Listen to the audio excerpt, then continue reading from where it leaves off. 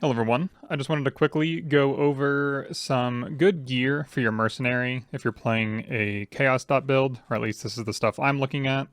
These are just like the general things that are good, and I don't have like every fringe case of like, if mercenaries can do this, then you could put on this. It's mostly I just have like stuff that should work. So first, I have this all separated by color because in the announcement, they said that mercenaries can wear like any gear that they have an affinity with, like with their attributes. You can see here that they said a strength mercenary will be equipable with gear requiring just strength, strength dexterity, or strength intelligence. But if the mercenary is like a hybrid, like dexterity intelligence mercenary, they can only wear pure dexterity, pure intelligence, or dexterity plus intelligence. So they wouldn't be able to wear like a dexterity strength piece of gear or an intelligence strength piece of gear. So as you can see here, you can tell what kind of gear it is by the attribute requirements, and jewelry doesn't have attribute requirements. I don't know what happened to this here, but jewelry doesn't have attribute requirements, so you shouldn't have to worry about that. Okay, so starting off, I don't have any of these in any particular order or cost or anything, but these are just things to look out for or consider when you're building up your merc. So starting with the first one, the Crown of the Tyrant. This is good because nearby enemies have minus 10% to all resistances, which includes chaos. Next, with the Learcast helmet, this will give your mercenary and you 50% increased damage. This helmet, which I think is called Yolfbond's Trickery, this is like double benefit, where if your mercenary hits something, it will trigger level 10 shock ground, which will just give the enemy that's standing on it like 15% increased damage taken, I'm pretty sure. And probably can be scaled in some way. Well, no, because you can't put support gems on the gear, so it's probably just 50% increased damage taken to the enemy. And then also, enemies that hit the mercenary will just have a random curse applied to them. Obviously, the better ones being Enfeeble, Punishment, or Temporal Chains, and these curses will ignore curse limit. Garb of the Ephemeral gives nearby allies action speed cannot be modified to below base value, which means they can't go below 100%, which is really good for Delirium content and T17s. And then nearby enemies cannot deal critical strikes. And then we have Ambush Charge. Your nearby party members' maximum endurance charges are equal to yours, so you build up maximum endurance charges onto your mercenary, and then you'll be able to get that many through some kind of means. Actually, you wouldn't be able to gain it from like your mercenary unless they have like a war cry or something. But on my trickster build, we do have some endurance charge generation from maps. This is if your mercenary has aspect of the spider. When enemies are affected by aspect of the spider, they have minus 10% to all resistances. They do 10% reduced damage, and this increases the area of effect that your mercenary will spread it, which is really good. And then also, aspect of the spider gives enemies increased damage taken. I forget how much. I feel like it's around, I shouldn't yap out of my ass. What is it? All right, it's actually 5% increased damage taken per stack, and it usually stacks up to 3. With Asenath's Gentle Touch Silk Gloves, these are gloves that make it so your mercenary will curse enemies with temporal chains on hit. So if you wanted Despair and temporal chains on the enemy, you would probably have to give yourself or your mercenary like an additional, or you can apply an additional curse. I don't think it would work with your Despair and then their temporal chains. They probably override each other. But when the enemy dies, the curse stays on them, and then enemy near the cursed corpse will then explode, doing 3% of their life as physical damage when they die. Abhorrent Interrogation Ambushments. This gives your mercenary 25% chance to inflict withered on hit for 2 seconds. And if your mercenary does elemental damage, then this will also buff their damage, but they will not be able to penetrate or ignore elemental resistances. But really, we're just using this to buff up our own damage by giving, hopefully you'd find a mercenary that hits a bunch if you're going to use this. The Darkseer Shadow Scepter gives your mercenary a 10% global chance to blind enemies on hit, and enemies blinded by you, or your mercenary in this case, have Malediction, which means the enemy will take 10% increased damage and they will deal 10% less damage. And I don't know if this the blinding includes every way that your mercenary can blind enemies, because there is an amulet that blinds nearby enemies. Right here, the Ignomon gold amulet. So if you equip both of those, that could be really good. The Sign of the Sin Eater, I don't think is the most common thing in the game, and I really wish it was, because this would be so good for early maps on your merc. And this is because enemies inflict elemental ailments onto you instead of nearby allies. The Dying Breath Iron Staff gives, basically the most important thing is nearby enemies have 18% increased effective curses on them. Nearby allies gain 18% increased damage, which is like nothing. And then also this gives 18% increased effective non-curse auras from the mercenary skills. So if they got an aura on them, that could be pretty nice. So coming to the strength affinity items, again, there's still hybrid ones in here, so be careful when you're considering your mercenary. But we already talked about a lot of these, so we'll just move on to one that I haven't talked about. And this is Sporeguard, which does a lot, but basically, you're going to combo it with Gravebind, and these are different hybrid items, Strength and Intelligence on Sporeguard, and then Strength and Dex on Gravebind. So you have to have a Strength merc if you're going to do this, and this is probably the most interesting synergy that I'm thinking about running, because this will give me some Corpse Explode on my build when I don't have any with Soulrend Trickster. So on Sporeguard, there's a lot of when you kill an enemy stuff on it. So that's why you will have Gravebind, because basically when nearby enemies are killed by anyone, it counts as the mercenary killing them. So then all this stuff from Sporeguard will activate. And what this does is it's going to trigger level 10 Contaminate when you kill an enemy, or when I kill an enemy with Gravebind on. And what that does is just drop fungal ground where the enemy died.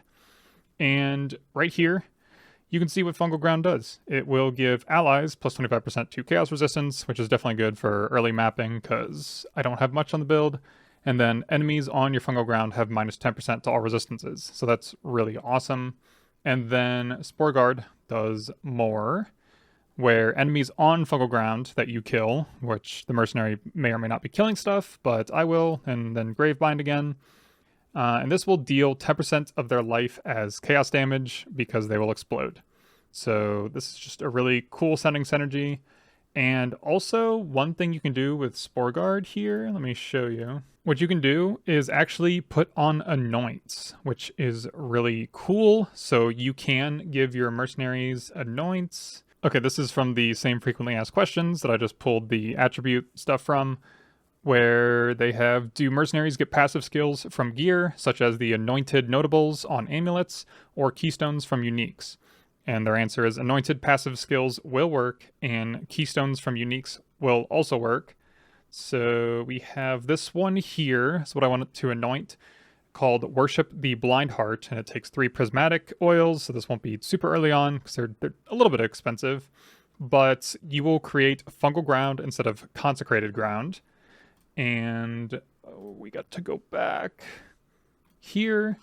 And if your mercenary does a lot of crits, there is a ring right here where you will trigger level 10 consecrated ground when you deal a critical strike, and that will just be on the mercenary. And yeah, instead of consecrated ground, it's going to be fungal ground. So that means more minus resistances and plus chaos resistance to you, and more exploding in your maps with all of that together.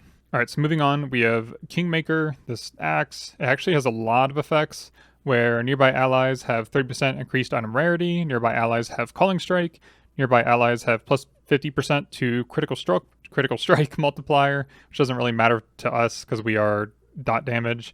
And then nearby allies have plus 10 fortification, which means just we take 10% less damage from hits. And then we talked about the rest of these besides the replica Innsbury Edge, where the mercenary will inflict withered for 2 seconds on hit with this weapon. Coming down to the Dex affinity, there's really not much, and the only stuff that's new is Voltaxic Rift can maybe, depending on the build, apply a lot of shock to enemies, and also maybe you can build your mercenary to do a lot of chaos damage and scale with your own withered and everything that you got going, but not that great still.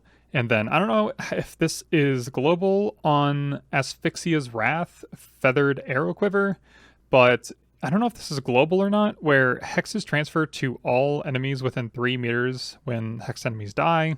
That can maybe be good to spread some curses around, but I don't know if that applies to, like, your own despair if this is equipped onto your mercenary. And then coming down to the jewelry, the first one, actually, I don't know if it will work, but if you put in a Hex Curse gem and then put this ring on the mercenary, maybe it will apply the curse when the mercenary hits an enemy. And I think the best one for at least my Chaos Dot build is Punishment, because I just don't have a way to put that on right now, because Despair is more important, and I only have one curse. So if you give your mercenary, they can apply an additional curse, then they should be able to apply this punishment, where the enemies cursed by it will take 30 to 58% increased damage while the enemy is on low life. And then also, if the curse enemy hits you or the mercenary, they will be debilitated, which means they do 10% less damage and they have 20% less movement speed. I said I wouldn't do super niche stuff, but with the Black Flame Ring, if your mercenary can ignite enemies and you put this ring on, then Withered does not expire on enemies ignited by them. So for the Gratis Signet Diamond Ring, you want this on a mercenary that actually attacks and does not shoot spells or do spells. And that's because the attacks will inflict Unnerve on critical strike for 4 seconds, and Unnerve will be good for your own damage because targets that are affected by it take 10% increased spell damage. The Eternal Struggle Onyx Amulet, you can see there's going to be 2 implicits, and one of these implicits will have a higher ranking than the other. You can probably see by just holding Alt on it.